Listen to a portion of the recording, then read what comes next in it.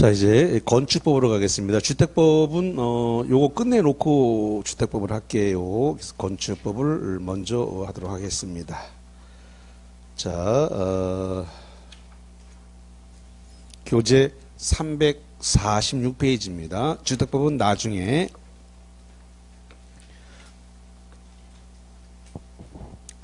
자, 346페이지에 건축법인데 7문제 정도가 배정이 됐습니다.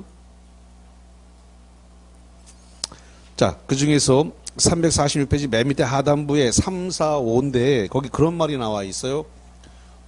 고층 건축물,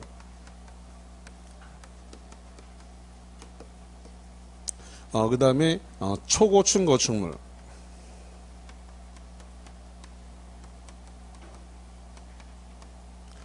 고층 건축물은 이제 층수가 30층 이상이거나, 자, 이거나 그랬으니까 이게 5화가 되는 겁니다. 그럼 또는 하고 똑같은 거예요. 그 다음에 건축물 높이가 120m 이상이다. 그럼 둘 중에 하나 해당하면 고층 건축물이다. 초고층 건축물은 층수가 50층 이상이거나 그랬으니까 역시 5화가 되겠죠. 그 다음에 건축물 높이가 200m. 그럼 둘 중에 하나면 되는 겁니다. 50층 이상이든지 200m 이상인지 둘 중에 하나이면 초고층 건축물이다. 근데 이제 헷갈리는 게 뭐냐면 초고층 건축물입니다.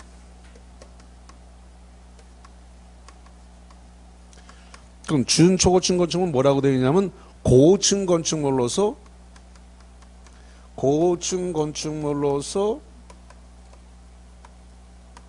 초고층 건축물이 아니다.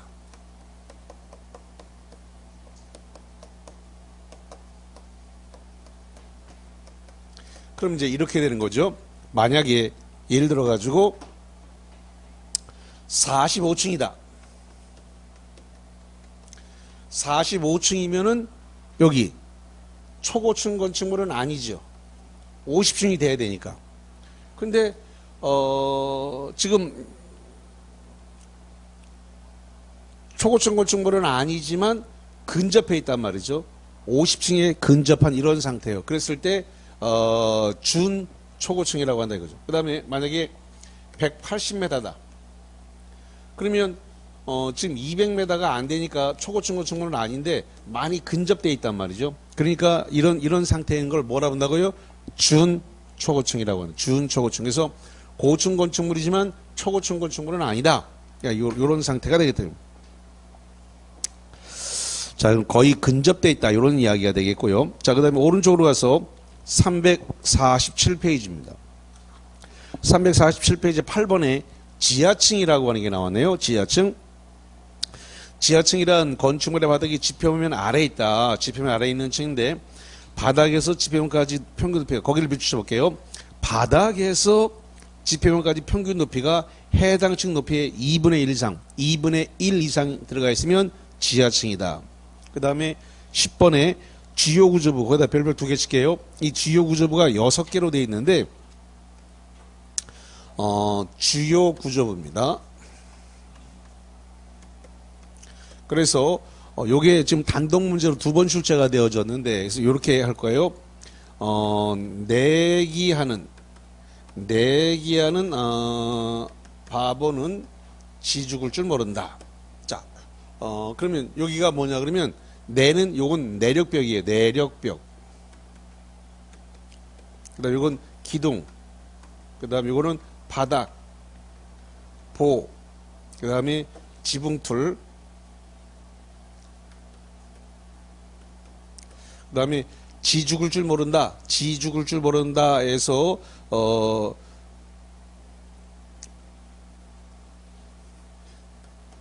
주계단입니다. 지 죽을 줄 모른다. 자, 내기하는 바보는 지 죽을 줄 모른다 해서 주계단 이렇게 하면 됩니다. 거기 주요 구조보니까 내력벽, 기둥, 바닥보, 지붕틀, 주계단인데 다만서부터 밑줄 쳐보세요. 사이기둥, 최하층 바닥, 작은 보, 차양, 옥외계단 이런 것들은 주요 부분 거기 주요 구조부가 아니다라는 겁니다. 고개 시험 문제 자꾸 나와요. 사이기둥, 최하층 바닥, 작은보, 차양, 옥외계단 이런 것은 주요 구조부가 아니다라는 겁니다. 그래서 여기 주요 구조부는 내기하는 바보는 지죽을 줄 모른다. 그래서 내력벽, 기둥, 바닥보, 지붕털, 주계단 이렇게 6개다 이렇게 보시면 되겠고, 자, 그 다음에 13번에 가면 리모델링이 나왔어요. 리모델링이란 건축물의 노후화를 억제하거나 기능 향상 등으로 해서 이 형광펜치 볼게요. 대손하거나 중축하거나 개축을 한다. 그 중에 제일 중요한 건 개축이란 말이 제일 중요합니다. 개축. 그럼 개축이 왜 중요하냐면 주택법에 가면 리모델링이 또 나와요. 지금 현재 들어온 데가 건축법 들어왔거든요. 건축법에서 리모델링은 3개를 얘기합니다. 어떻게 3개를 얘기한다고요? 무슨 신축이에요? 신축 들어오면 안 되지. 리모델링 거기 써놨잖아요. 거기 뭐 보면서 대수선, 일부 증축, 그 다음에 개축 이렇게 3개만 리모델링이라고 한다고요. 다시 리모델링은 3개. 어떻게 3개 한다고요? 대수선, 그 다음에 일부 증축, 그 다음에 개축 이렇게 3개를 리모델링이라고 부른다 이거예요. 그런데 여기는 현재 건축법이에요. 주택법에서 리모델링은 2개만 들어와. 그러면 대수선하고 일부 증축만 들어오니까 개축이 포함이 안 돼요. 다시 주택법에서는 뭘 포함 안 한다고요? 개축. 이걸 이제 구분할 줄 알아야 되는데, 제가 주택법에 리모델링이 나오니까 그때가 다시 이야기할게요. 그래서 건축법상 리모델링하고 주택법상 리모델링은 딱 1개가 차이 난다. 뭐가 차이 난다? 개축. 자, 그래서 거기를 보고요. 이제 어디로 갈 거냐면은 저쪽 351페이지 쪽으로 가볼게요. 351페이지에 가니까 거기 34번에 다중이용 건축물 나왔네요. 거기다 별표 2개 치세요. 다중이용 건축물.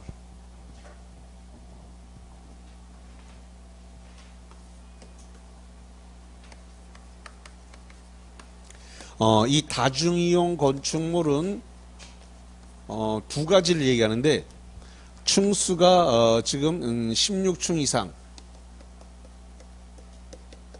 그 다음에 바닥 면적의 합계가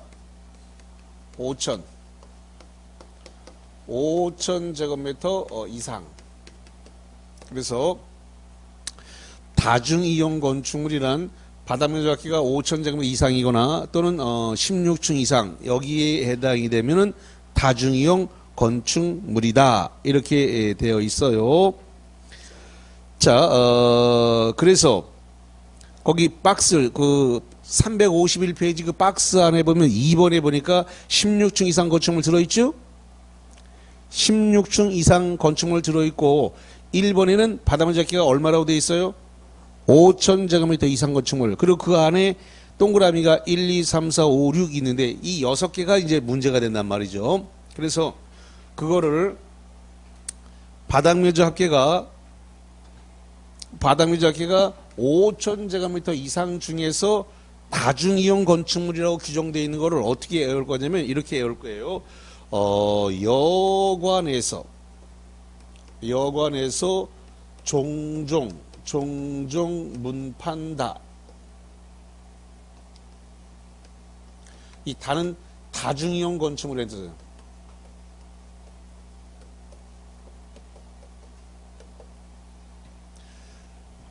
이 여가 뭐냐면 여객용 시설을 말하는 거예요. 여객용 시설. 거기 동그라미 몇 번에 들었어요?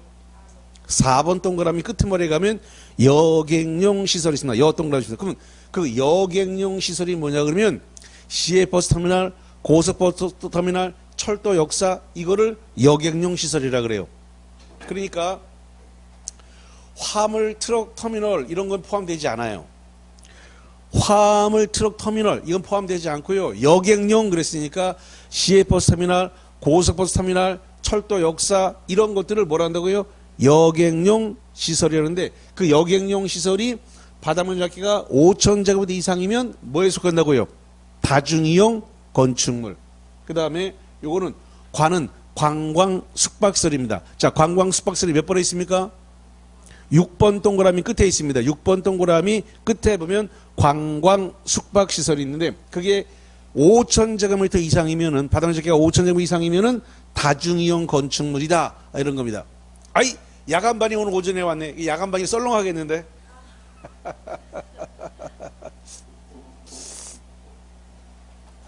자, 종이 두 개 나오는데 앞에 나와 있는 종은 종교시설이고 뒤에 있는 건 종합병원이에요. 그럼 이 앞에 나와 있는 종이 종교시설인데 종교시설이 몇 번에 있어요? 2번에 있습니다. 종이 나왔는데 종이 앞에 나와 있는 종은 종교시설로서 2번 동그라미. 그 다음에 종합병원은 몇 번에 있어요? 5번 끝머리에 있습니다. 그래서 종이 두 번 나옵니다. 땡땡 종 두 번 친 거야. 그 다음에 요거는 문은 문화및 집회시설입니다. 문화및 집회시설은 1번에 있죠. 그 다음에 요건 파는 판매시설입니다. 다시 파는 뭐라고요? 판매시설. 판매시설이 몇 번에 있어요? 3번에 있죠. 예, 그래서 그 6개가 지금 나왔는데 요 단은 다중이용 건축물의 이름표예요. 그래서 6개. 그래서 이거 6개를 어떻게 하면 여관에서 종종 문판다. 이렇게 암기를 하게. 다가 7번입니다. 이게 다중이용 시설 이 뜻입니다. 문제는 그게 박스형 문제로 나온단 말이에요. 그래갖고 박스형 문제다가 다음 중 16층 이상 건축물을 해서 다중이용 건축물이 아닌 걸 고르시오. 이렇게 문제를 낸단 말이에요. 그러면 헷갈려. 이게 가만히 있어봐. 이게 다중이용 건축물 마저 틀려. 이게 헷갈리기 때문에 어떤 스토리텔링에서 이야기처럼 이렇게 기억을 해놓지 않으면 시험장 가서 써먹기가 어려워요. 그래서 스토리텔링으로서 자 여관에서 땡땡 종 쳤다 이 소리입니다. 그래서 여관에서 종종 뭐 한다고요? 문 판다. 문화 및 집회시설, 판매시설, 다중이용 건축물 이 뜻입니다. 그래서 여관에서 종종 문 판다. 이게 바닷물 잡기가 얼마 이상일 때라고요? 5,000. 바닷물 잡기가 5,000제곱미터 이상일 때 이거를 문화 및 다중이용 건축물이라고 부른다. 지문은 짧은데 의외로 시험 문제 나오면 많이 틀려요. 그래서 간단한데 되게 잘 틀리는 문제이기 때문에 주의해서 보고 출제위원들이 이런 거를 자꾸 내기 때문에 자, 그 다음에 거기 첫 번째 박스 밑에 보니까 준다중이용 건축물이 나왔어요. 준다중이용 건축물. 준다중이용 건축물은 바닥물 잡기가 1,000제곱미터 이상입니다. 바닥면적 합계가 1,000제곱미터 이상. 그런데 공교롭게도 1번서부터 해가지고 6번까지는 똑같아. 그러면 뭐냐?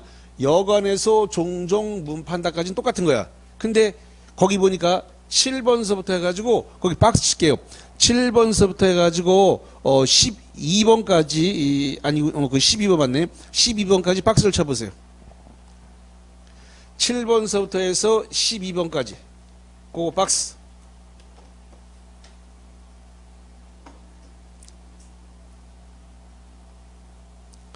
자, 그러면 요거 준다중이용 건축물 여기도 별표 2개 쳐요.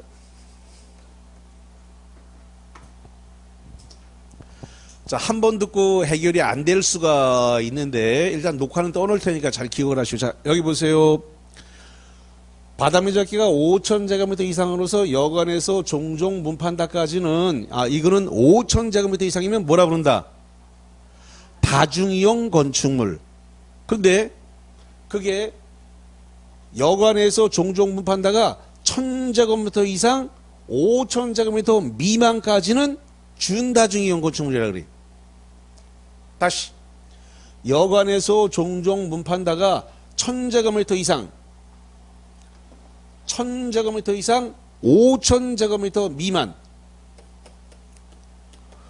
5,000제곱미터 미만까지는 뭐라 부른다? 준 다중이용 건축물. 5,000이 넘어가면 5,000 이상부터 뭐라 부른다? 다중이용 건축물. 근데 문제가 되는 건 7번서부터야. 7번서부터 12번까지는 1,000제곱미터를 넘어서 5,000, 6,000으로 넘어간다 하더라도 다 준다중이용이야. 다시 7번, 8번, 9번, 10번, 11번, 12번은 그게 5,000이 아니라 6,000이라도 다중이용 건축물이 되지 않는다. 뭐가 된다고요? 준 다중이용 건축물이다. 7번부터 12번까지는 5,000이 아니라 6,000제곱미터가 돼도.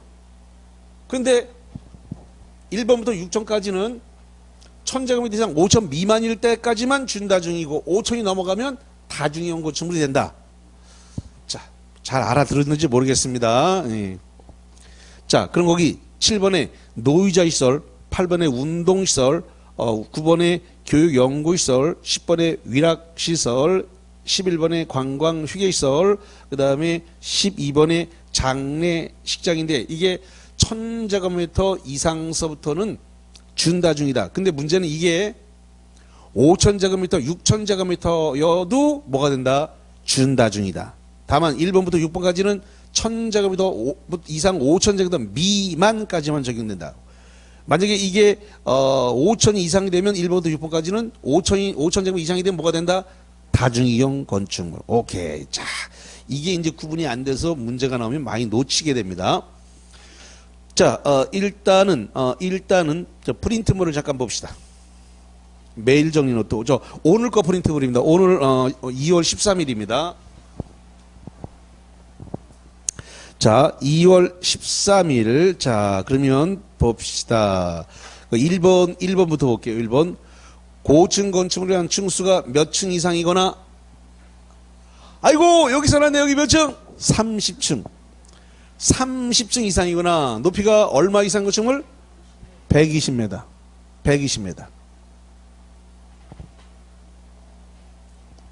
초고층 건축물 층수가 몇 층?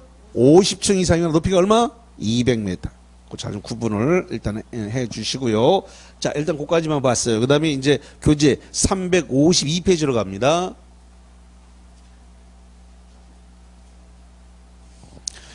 자, 352페이지에 가니까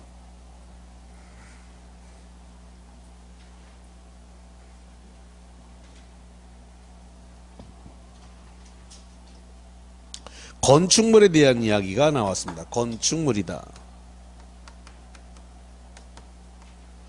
건축물이 되기 위해서는 공작물 중에서 어떻게 되냐 그랬더니 지붕과 기둥. 그래서 지붕은 꼭 있어야 되고, 지붕이 있으면서 기둥 또는 벽이 있어야 된다라는 겁니다. 자, 다시 합니다. 건축물이 되기 위해서는 뭐가 꼭 있어야 된다고요? 지붕은 반드시 있어야 된다. 지붕이 있으면서 기둥이 있던가, 또는이니까 오화예요. 또는 지붕이 있으면서 벽이 있던가. 물론 둘 다 있으면 땡큐고, 둘 중에 하나만 있으면 돼요. 지붕은 반드시 있어야 되고, 그래서 지붕과 기둥 또는 벽이 있어야 된다라고 하는 거기서 기둥하고 벽 사이는 또는이니까 둘 중에 하나만 있으면 되고, 그러나 지붕은 반드시 있어야 돼요. 그래서 지붕과 기둥 또는 벽이 있는 것이다. 그 다음에 거기 고가의 공작물, 그 고가라고 하는 말은 비싸다가 아니라 높은 곳에라는 겁니다. 높은 곳에. 고가 사다리 할 때 고가입니다. 고가의 공작물 설치하는 사무소, 공연장, 점퍼차고, 창고, 기타 이와 유사한 건데, 지금 공작물에 대해서 이 공작물이 뭐냐면, 공작물은 여기 인공을 가하여 제작된 시설물, 요걸 줄여서 공작물이라 그래. 그럼 이렇게 되는 거거든요. 공작물이란 인공을 가하여 제작된 시설물을 줄여서 뭐라 한다고요? 공작물. 인공이라는 것은 사람의 힘과 기술, 인공을 가하여 제작된 시설물을 줄여서 우리가 공작물이라고 부른다. 이렇게 보시면 되겠고, 그 다음에 거기 352페이지에 첫 번째 박스에 뭐가 나오냐면 건축물이지만 건축법을 적용하지 않는다 이렇게 되어 있어요. 건축물이지만 건축법을 적용하지 않는다라는 것이죠.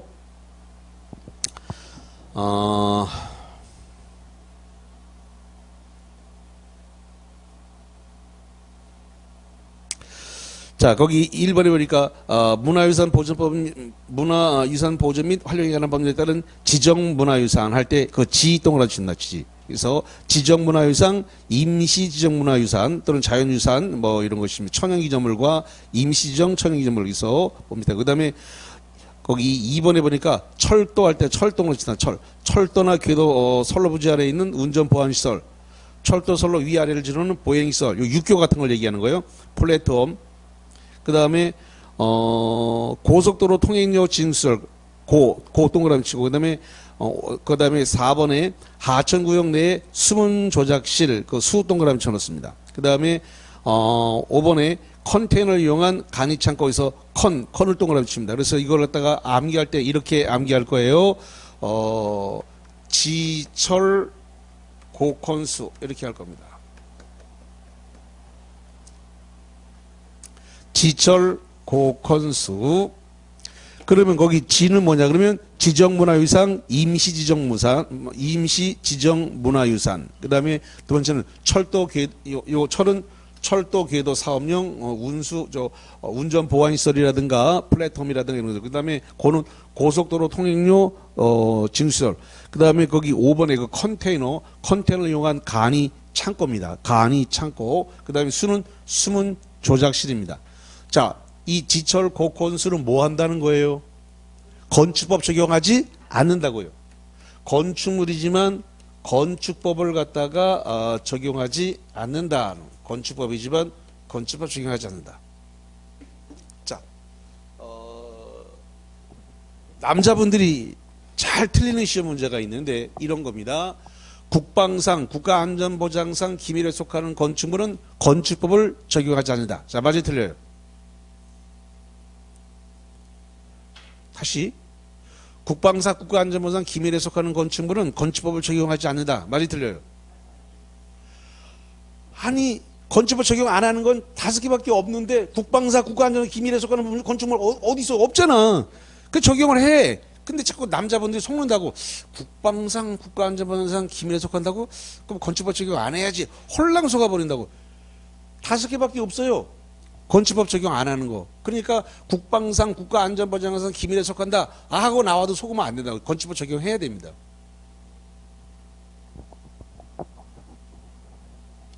그래서 그거 상당히 주의를 해야 되는 것이고요.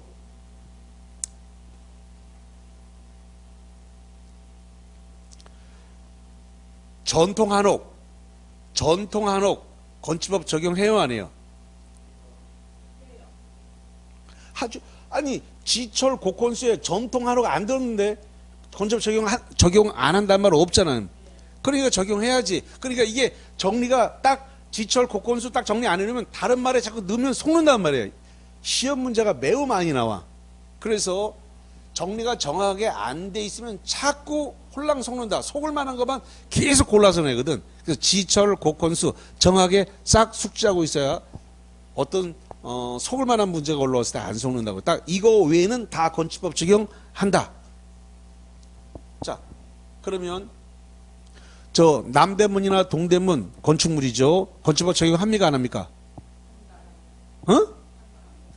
아니 그 문화재는 지정문화재, 임시지정문화재 그건 문화재야. 문화재는 건축법 적용하지 않는. 거기 1번에 들었네. 거기 지정문화유산, 임시지정문화유산, 자연문화유산 거기 그렇게 나와 있잖아. 그 천연기념물 거기 남대문 동대문은 전부 다 지정문화유산이잖아요. 지정문화유산 문화재잖아. 문화재. 건축법 적용 안 한다고. 지정문화유산 문화재 얘기하는 거. 문화재. 그 건축물이지만 건축법 적용 안 해요. 그 정도만 하고요. 자, 그 다음에 어디를 보냐면 354페이지 가봅니다. 일부 맨 꼭대기입니다. 354페이지 맨 꼭대기 보니까 일부 신고 대상 공작물 이렇게 되어 있는데요. 원래 말입니다. 원래 공작물은 원칙적으로 축조 시 신고를 하지 않습니다. 축조할 때 그러면 그 공작물을 만들 때 신고 안 하고 만드는 게 원칙이다 하는다.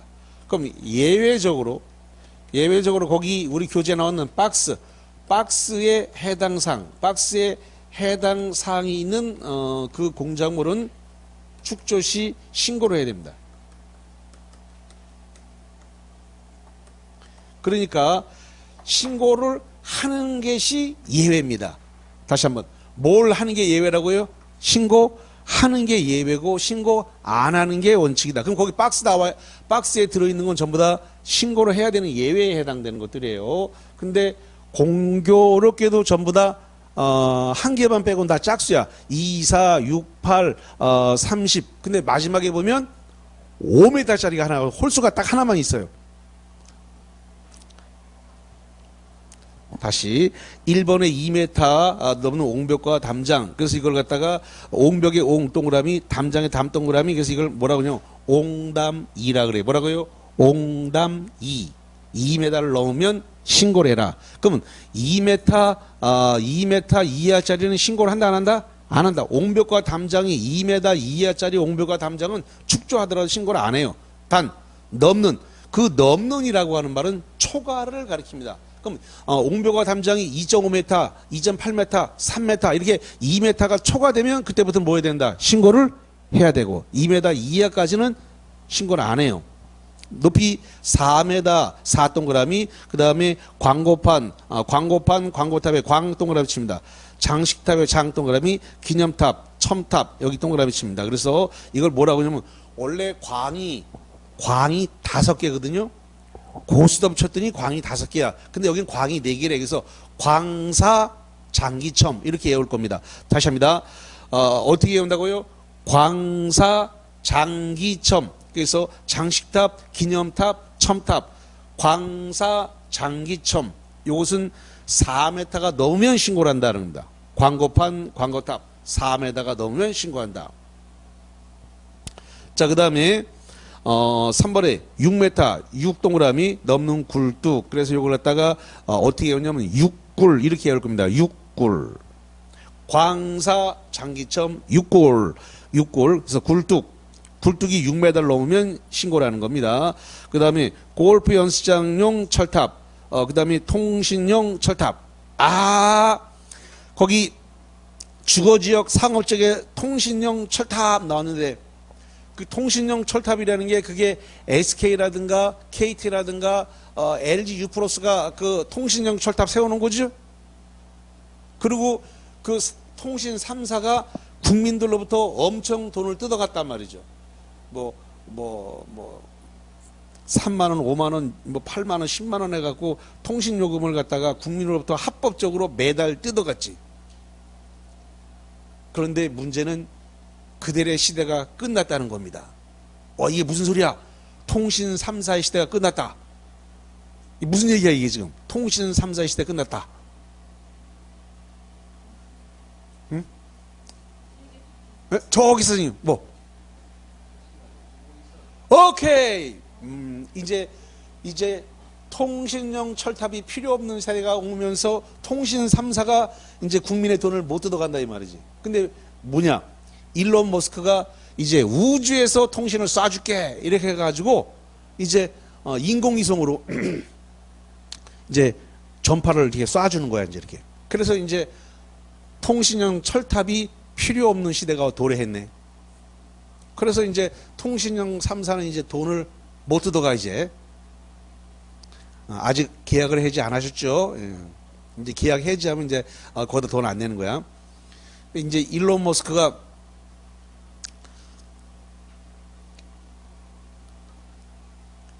우주에다가 지금 약 5천 개의 위성을 쏴놨는데 이게 사업 허가를 갖다 1월 달에 사업 허가를 우리 한국에서 받았네. 통신 사업을 하도록 사업 허가를 받아버렸어요. 그 사업 허가를 안 내줘야 이 3사가 계속 벌어먹을 건데, 이제 통신 허가를 내주는 바람에 이제 그 3사의 시대는 끝나버린 거지, 이제. 근데 우리나라 사람들이 외국에 나가려 그러면 뭘 해요? 전화기 들고 나가려면 로밍 하잖아, 로밍. 이제 로밍이 필요 없어요. 왜냐하면 일론 머스크의 그 통신은 우주에서 쏴야 되는 거기 때문에 그 로밍을 할 필요가 없어요. 그 뭐 영국을 가든 프랑스를 가든 태국을 가든 필리핀을 가든 그냥 들고 나가면 돼. 로밍 필요 없어. 미국을 가도 캐나다를 가도 그냥 내 핸드폰 그냥 들고 나가면 한국에서 그냥 막바로 다 통화가 돼. 그러니까 아마 사업하는 사람들은 땡큐 그럴 거야 아마. 그 사업하는 사람들은 외국에 있는 사업장하고 그 통화하려고 그러면 굉장히 번거로웠을 텐데 이제 그냥 그 돈이 8만 원으로 책정됐어요. 월 통화료가 통신료가 8만 원. 그럼 그 사람들은 와우, 땡큐. 아주 정말 너무 고맙다 그럴 거야. 8만 원에 해외 사업장하고 그냥 다이렉트로 그냥 안 거치고 통화할 수 있으니까. 그리고 이제 배 타는 온양원상 타는 사람들 이제 배 타고 가서 집에 있는 애들하고 막 직접 통화를 할 수 있어 이제 얼마나 좋아. 시대가 이제 이렇게 바뀐 거야. 통신 3사가 넋 놓고 있다가 이제 당했네 이제 통신 3사가 위성을 쏴갖고 따라잡을 수 없는 따라잡을기에는 너무 늦어버렸어 이제는. 이제 10개, 20개 쏴갖고 상대도 되지도 않고. 그래서 통신용 철탑 이거 시대가 끝났다. 자, 그 다음에, 어쨌든 그건 이제 육굴에 해당돼요. 육굴, 굴뚝, 철탑, 이런 거. 자, 그 다음에 높이 8m, 8m가 넘는, 또 8m 넘은 고가수조. 제가 고수답에서 8점을 놨는데 고했어. 그게 뭐가 등이야? 8고. 고수답이 취미냐고요? 아니야. 꿀벌 키우는 게 취미야. 8점 놨는데 뭐 했다고요? 고했다고. 계속 고.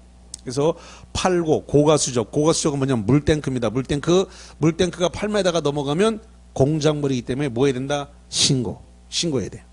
8고. 그 다음에 5번을 별표 칠게요. 이게 이제 시험 문제 정답으로 많이 나옵니다. 5번. 8m는 4번에도 8m가 있는데 5번에도 8m가 있는데 단 이거는 이하입니다. 자, 이하를 향해 칩니다. 이하. 8m 뭐라고요? 이하.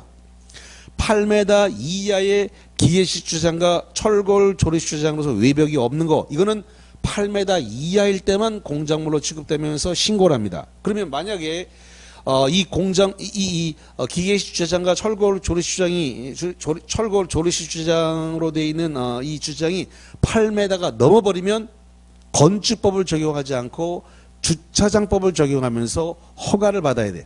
8m가 넘어버리면. 그래서 8m가 초과되면 그럼 8m 이하까지는 뭐라고요? 공작물로 취급되면서 신고를 합니다. 8m가 넘어가면 신고가 아니라 뭐라고 바뀐다? 허가. 그리고 건축법을 적용하는 게 아니라 주차장법을 적용하게 돼. 주차장법.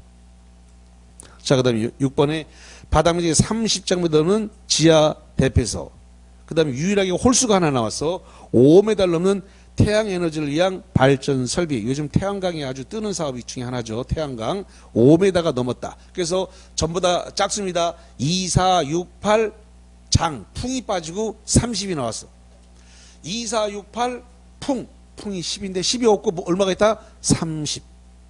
10이 없어. 10이 없고 얼마가 있다고요? 30. 그리고 5 이렇게 돼 있어요. 유일하게 홀수가 하나 있습니다. 5. 태양광을 이용한 발전 설비. 자, 그 다음에 거기 중간에 2번에 건축물의 건축 이런 말이 등장을 했네요. 자, 거기 한번 봅시다.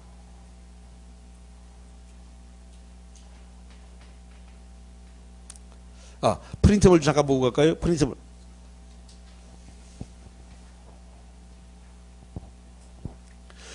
(2번) 2번입니다. 프린터블 오늘 거 2번입니다. 하천구역 내에 숨은 조작실은 건축법을 적용하지 않는다. O다 X다. 건축법 적용하지 않는 건축은 뭐가 있어요? 지철, 고건수. 수가 뭐다? 숨은 조작실. 그 암기를 하셔야 돼요. 지철 곡건수의 수가 수문 조작실로서 건축법 적용하지 않는다. 5입니다. 자, 그 다음에 3번 8m 이하의 고가 수조는 특별자치시장, 특별자치도지사, 시장, 군수, 정치장에게 신고하고 축조해야 된다. 오다엑스다. 아까 제가 8점 고수톱에서 8점 낮다 그랬습니다. 그래서 8고가 수조. 8고 있다니까 고가 수조. 그러니까 지금 8m 이하니까 이거는 신고 대상이 아니지. 8m가 넘어야 고가 수조죠. 그럼 8m 이하짜리는 하나밖에 없어요. 뭐 기계식 주차장과 철골 주차장 외벽이 없는 거. 주차장만 8m 이하가 적용한다니까. 이하짜리 하나밖에 없어요. 주차장. 다 넘는인데 유일하게 이하가 붙어 있는 건 주차장이다. 8m 이하의 철골 조례주차장으로서 외벽이 없는 거. 그거면 8m 이하. 그러면 8m 이하의 고가 수조는 신고 대상이 아니다. 넘어야 돼. 8점 나는데 욕심 부려서 고인데 이거 독박 쓴다. 이거 탁 뒤집어 쓴다 이거. 자, 그 다음에 4번 높이 5m를 넘는 태양 에너지를 이용한 발전 설비와 그 밖에 이와 비슷한 것은 특별자치시장, 특별자치도지사, 시장, 군수구청장에게 허가받고 축제된다. 오덱스다. O가 아니라 X죠. 이거 허가사항이 아니라 신고사항이잖아요. 공작물은 신고사항. X. 자, 그 정도 하겠습니다. 이제 354페이지 중간에 2번에 건축물의 건축이라고 하는 말이 나왔습니다. 건축물의 건축. 자, 건축이라고 하는 말이 나오면 이 건축이란 말 안에 5개가 들었어요. 건축이란 말 안에 5개. 어떻게 5개 들었냐면 신축, 그 다음에 중축, 그 다음에 개축, 그 다음에 재축, 그 다음에 이전. 요렇게 5개입니다. 그래서 건축이라고 하는 말 안에는 이 5개를 내포하고 있다. 이렇게 보면 됩니다. 자, 신축은 조금 이따가 설명을 하고요. 중축부터 보겠습니다. 중축.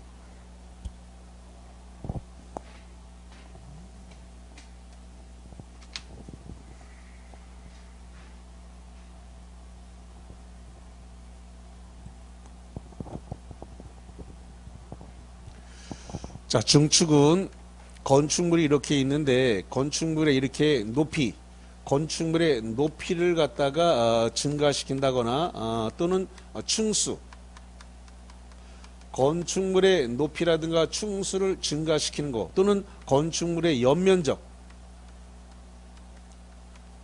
이렇게 건축물의 연면적을 증가시키는 것. 다시 건축물의 높이나 층수를 증가하거나 건축물의 연면적을 증가하는 행위를 뭐라 한다고요? 증축이라 그래요. 증축. 자, 그 다음에 요거 2가지를 잘 구분하셔야 돼. 요 개축하고 재축하고 요 2가지를 잘 구분하셔야 됩니다. 자, 건축물이 이렇게 있는데 사람의 힘으로 이 기존의 건축물, 이 기존 건축물인데 이 기존 건축물을 사람의 힘으로 해체를 했습니다. 해체를 우리가 다른 말로 얘기해서 뭐라고 하냐면 철거라 그래요. 다시 한번 철거를 뭐라 한다고요? 해체. 그래서 기존 건축물을 해체하고 종종 규모 이하로 다시 축소했습니다. 그럼 만약에 기존의 건축물이 500제곱미터였다. 그리고 이걸 갖다가 해체를 했으니까 이걸 철거했다는 소리죠. 철거하고 다시 지었는데 기존 규모가 500인데 종종 규모가 500인데 다시 500제곱미터 이하로 종종 규모로 다시 지었다. 그러면 이걸 뭐라 하냐면 개축이라 그래요. 개축.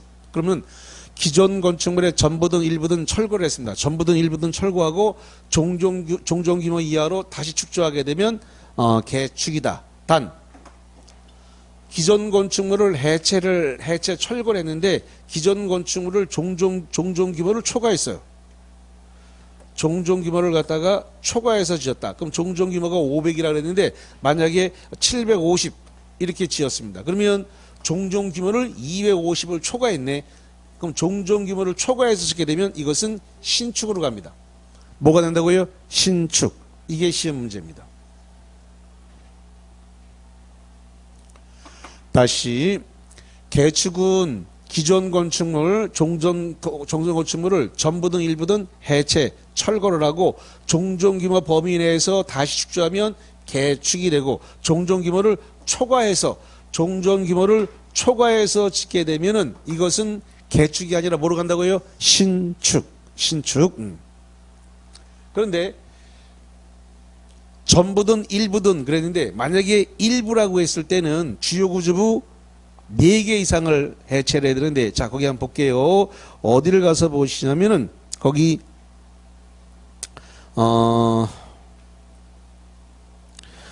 354페이지 맨 밑에 하단부 양가로 3번의 개축입니다. 기존 건축물 전부 다 일부인데 일부 중에서 보니까 내력벽, 기둥보, 지붕틀 이 4개입니다.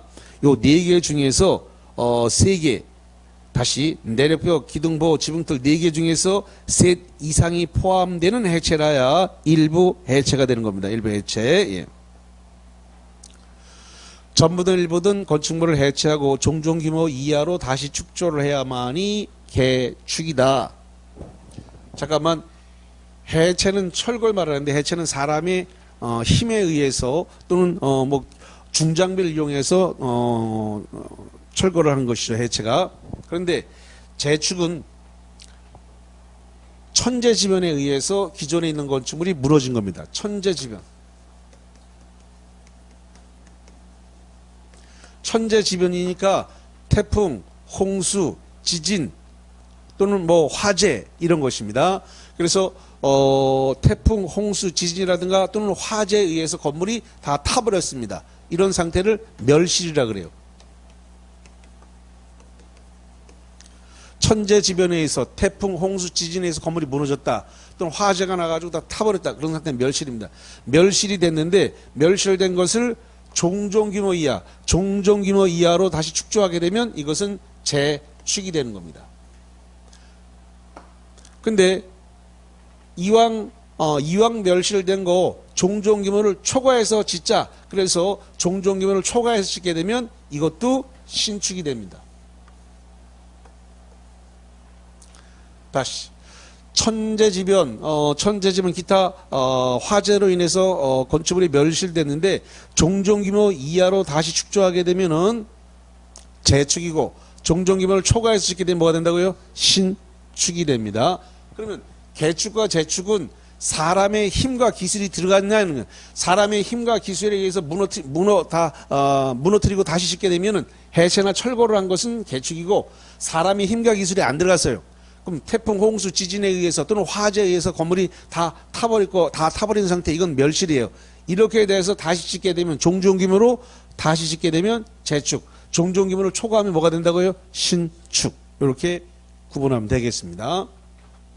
자, 그 다음에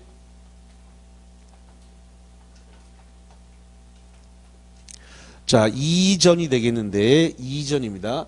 2전은 주요 구조물을 갖다가 해체를 하지 않았습니다. 자, 그러면 여기 보세요. 자, 이게 이렇게 125라는 필지가 있습니다. 125라는 필지가 있는데 여기에 이렇게 전통 건조물이 있네요. 자, 전통 건조물 그러니까 한옥이라든가 뭐 사찰이라든가 이런 거겠죠. 이런 것이 있는데 이걸 갖다가 주요 구조물을 해체하지 않았습니다. 주요를 해체하지 않은 상태에서 동일한 대진에서 다른 위치로 이렇게 옮겼습니다. 이렇게. 그래서 주요 구조를 해체하지 않은 상태에서 동일한 대진에서 다른 위치로 옮겼다. 이거를 이전이라고 합니다. 그런데 여기에 이렇게 126필지가 있어요. 그래서 이걸 갖다가 이쪽으로 이렇게 옮겼어요. 그러면 동일한 대지예요? 다른 대지예요? 126인데 다른 대지네. 다른 대지로 옮기게 되면 이것은 이축이 돼버려요. 뭐 된다고요? 이축. 그래서 이전, 여기 보세요. 이전은 동일한 대진에서 동일한 대지 125필지는 동일한 대지 내에서 다른 위치로 옮겨야 이전이고 아예 필지 번호가 다른 대지로 옮기게 되면 뭐라 한다고요? 이축. 이축인데 비어있는 상태로 옮겼다 그러면 이축이면서 이건 신축이 돼버려요. 자, 그래서 요 이전을 좀 조심하셔야 됩니다. 자, 그러면 프린트물과 관련해 가지고 5번을 한번 봅시다.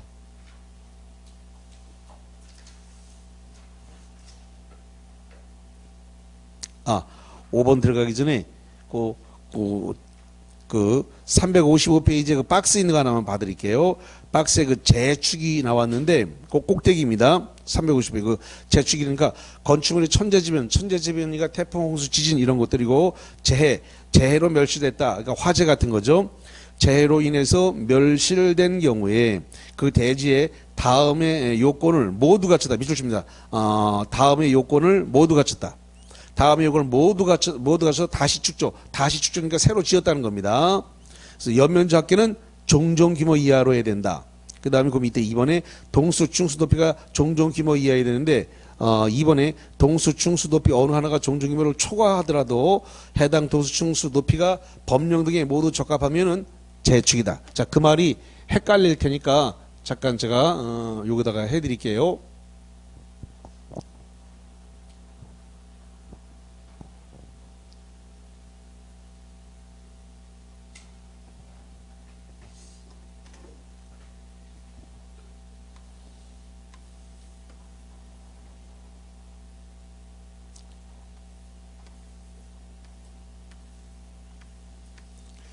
자, 지금 이렇게 10층짜리 이 아파트가 3동이 있습니다. 그래서 요게 A동, 요게 B동, 요게 C동 이렇게 해서 3동이 있습니다. 그러면 요거 다 합해가지고 A, B, C 다 합쳐서 연면적 합계가 지금 30층입니다.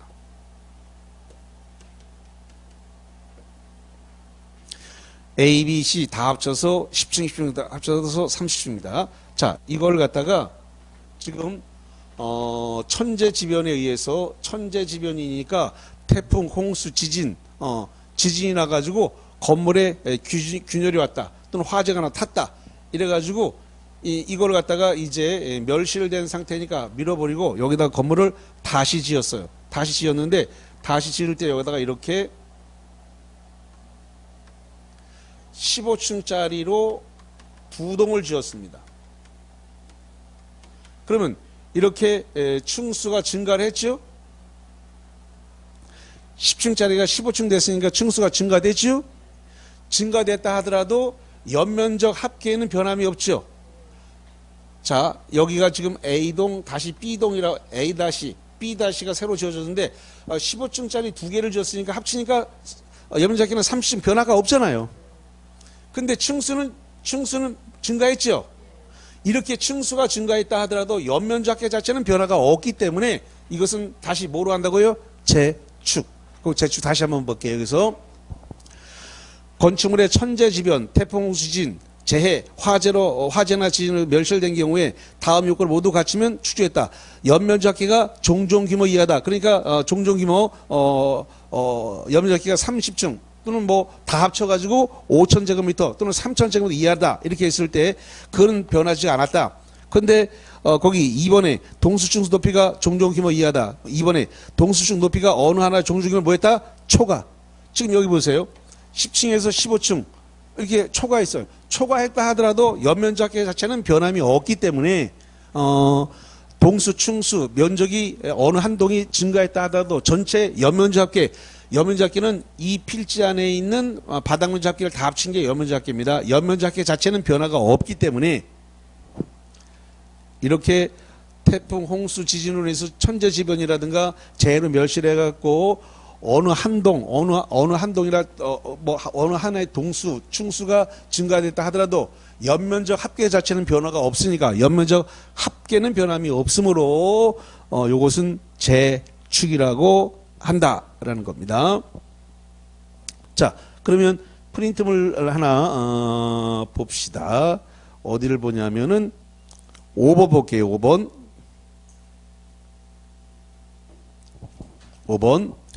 건축물이 천재지변이나 그 밖에 재해로 멸실된 경우에 그 대지의 동수, 충수, 높이의 어느 하나가 종종 규모를 초과하는 경우에도 슬롯이 잘라요. 해당 동수, 충수, 높이가 건축물이 모두 적합하다면 이는 신축에 해당한다. 오다 X다. X. 신축이 아니라 뭐예요? 재축이죠. 재축. 자, 그 다음에 그 29번 맨 밑에 보세요. 29번 맨 밑에 다중이용 건축물은 6개가 있는데, 자, 여는 뭐예요? 물론 여관인데, 그 여는 여객용 시설입니다. 여가 뭐라고요? 여객용 시설. 여객용 시설. 관은 뭘까요? 관광 숙박 시설. 관은 관광 숙박 시설. 종이 두 번 나오는데 앞에 종은 뭐예요? 종교 시설. 종교 시설. 뒤에 종은 뭘까요? 종합병원. 종합병원. 문은 뭐예요? 문화 및 집회 시설. 문화 및 집회 시설. 판은 뭐예요? 판매 시설. 29번입니다. 29번에다가 그거 다 집어넣으시면, 그럼 다는 뭐예요? 다중이용 시설물 줄인 겁니다. 그래서 여관에서 종종 문판다. 다는 다중이용 시설물 이런 뜻이 되겠습니다. 자, 그래서 일단은 거기까지 이 정리를 했고요. 자, 그 다음에 355페이지에 보니까 거기 뭐가 나왔냐면 가운데 파란색 2번에 보니까 대수선이라고 하는 말이 등장을 했습니다. 대수선.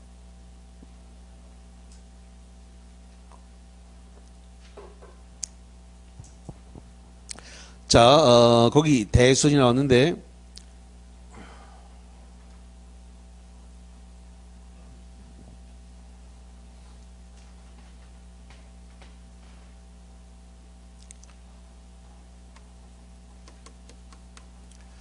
이 대수선이 200제곱미터 미만이고 200제곱미터 미만이고 3층 미만 3층 미만인 건축물 이거를 대수로 하게 되면 신고하고 합니다.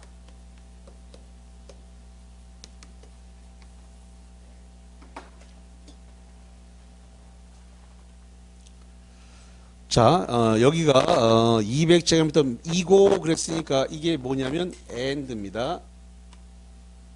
and니까 동시충족이라는 소리예요. 동시충족. 자, 그러면 요거는 건축법 14조에 의한 신고사항을 좀 봐야 되는데 369페이지를 볼게요. 369페이지 꼭대기에 보니까 허가사항의 특례, 그래서 1번 신고 대상 이렇게 나와 있습니다. 그래서 거기 박스가 쫙 나왔는데 그 박스 안에 들어있는 건 전부 다 신고 대상이 됩니다. 건축법 14조에 따라 신고사항인데 그 박스 안에 들어있는 것 중에서 박스 안에 3번을 봅니다. 박스 안에 3번을 빌려치고 쭉 밑을 칠게요. 연면적이 200 미만이고 3층 미만의 건축물을 뭐 한다고 써놨을까요? 대수선. 그래서 연면적 200 미만이고 3층 미만인 건축물을 대수선할 때는 뭐하고 하라고요? 신고. 뭐하고 한다고요? 신고. 신고입니다. 예. 그럼 말을 바꿔볼게요. 연면적 200제곱미터 이상 200제곱미터 이상이고 200제곱미터 이상이고 3층 이상인 건축물을 대수선하게 되면 연면적 200 이상이고 3층 이상인 건축물을 대수선하면 뭘 해야 될까요? 허가 받아야 돼. 그래서 대수선은 허가 대상일 수도 있고 신고 대상일 수도 있다. 자, 다시 합니다. 대수선이 신고 대상일 수도 있고 허가 대상일 수도 있다. 연면적 200 미만이고 미만이니까 199입니다. 미만이고 3층 미만, 3층 미만이니까 2층입니다. 미만인 건축물을 대선하면 신고하는데 연면적 200 이상이고 엔드죠. 3층 이상인 건축물을 대선할 때는 뭐하고 해야 된다?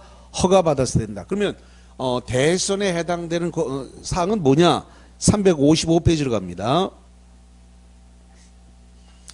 355페이지 두 번째 박스인데 그 두 번째 박스에 해당되는 사항을 하게 되면 대선인데 자 그럼 거기 봅니다. 355페이지 두 번째 박스에 보면 내력벽을 증설 또는 해체하거나 그 벽면적을 그 벽면적은 내력벽을 얘기합니다. 내력벽 벽면적을 30제곱미터 이상을 수선 변경하면 대선이다. 자 잠깐만.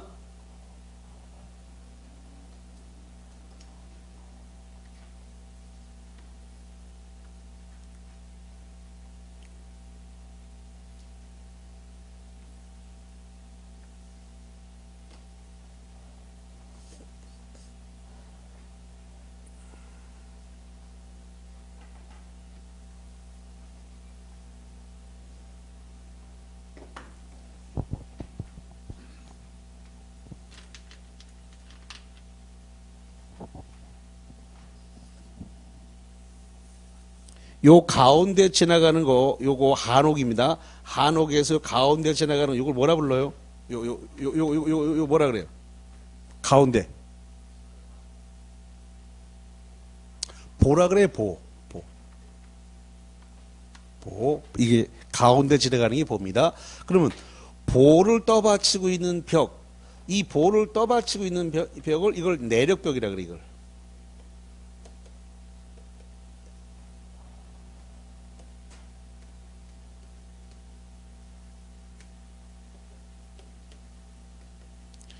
이 내력벽을 갖다가 증설하거나 해체를 하게 되면 증설 해체는 1제곱미터만 증설 해체해도 대선이 되는 겁니다. 근데 이게 지금 층수가 2층 미만이고 말 잘됐습니다. 200 미만이고 3층 미만인 건축물에 대해서 이 내력벽을 증설 해체하게 되면 뭘 해야 된다고요? 신고. 200 미만이고 3층 미만인 건축물에 대해서 이 내력벽을 증설 해체하면 신고를 해야 된다. 근데 이게 이 내력벽이 3층 이상이고 말 잘못해서 200 이상이고 3층 이상인 건축물의 내력벽을 갖다가 증설 해체하면 뭐 해야 된다? 허가. 이렇게 되는 거예요. 그다음에 증설 해체는 1제곱미터만 해도 대선이 되는데 증설 해체. 근데 증설 해체가 아니라 수선 변경한다. 내력벽을 갖다가 수선하거나 변경할 때는 30제곱미터 이상을 해야 돼요. 다시 내력벽에 대한 증설이나 해체, 증설이나 해체는 1제곱미터만 해도 대선이지만 내력벽을 수선 변경하는 건 얼마 이상 한다고요? 30제곱미터 이상을 해야만이 대선입니다. 거기 1번에 내력벽 증설 해체 하거나 그랬으니까 오한이가 끊어야 돼요. 그 다음에 그 벽면적, 즉 내력벽 면적을 30제곱 이상을 수선 변경한다. 그래서 수선 변경은 30제곱 이상을 해야 대수선, 30제곱 이상을 해야. 근데 증설 해체는 1제곱미터만 해도 대수선. 그 다음에 2번, 3번, 4번, 2번에 기둥 동그라미, 3번에 보 동그라미, 4번에 지붕틀 동그라미. 그럼 2, 3, 4 기둥, 보, 지붕틀은 이것은 증설 해체한다. 기둥이든 보등, 지붕틀이든 증설 한 개를 늘리든 한 개를 줄이든 증설 해체는 한 개만 늘리거나 줄여도 대선입니다. 단 수선 변경은 3개 이상을 해야 돼요. 기둥이든 보등, 지붕틀이든 증설 해체는 한 개만 해도 한 개만 해도 대선인데 수선 변경은 몇 개 이상 해야 된다고요? 3개. 왜냐하면 접속사가 증설 해체 하거나 그랬으니까 오하란 말이에요. 끊어진 거예요. 거기서 하거나 그랬으니까 증설 해체는 한 개만 해도 대수선이다. 기둥이든 보든 지붕틀이든 이거나로 되어 있기 때문에 증설해체는 하나만 해도 대해선이다. 그러나 수선변경은 몇 개 된다고요? 3개. 3개 이상을 해야 돼요. 자, 그 다음에 방화벽 또는 방화구역을 위한 바닥 또는 벽을 증설해체 수선변경한다. 이거는 면적에 상관없이 손만 대면 증설해체 수선변경까지 다 포함해서 대해선입니다. 그 다음에 주계단, 피난계단, 특별 피난계단을 증설해체 수선변경. 이것도 면적에 상관없이 대해선이 됩니다. 다가구 네모, 그 다음에 다세대 네모. 다가구나 다세대의 이 세대 간, 가구 간 경계벽을 증설해체 수선 변경하면 대해선이다. 그 다음에 8번째, 건물의 외벽에 마감 재료 덧댄 겁니다. 마감 재료를 갖다가 증설해체 하거나 끊읍시다. 끊어보세요. 5하니까. 그 다음에 벽면적 30장, 그래서 그 외벽 벽면적의 30장 이상을 수선 변경하면 대수선이다. 이렇게 정리를 하겠습니다. 자, 일단은 거기까지 일단은 정리를 했고요. 그 다음에 쉬었다가 와가지고 358페이지에 보면 건축물의 종류가 나옵니다. 건축물의 종류. 거기서부터 쉬었다가 좀 볼게요.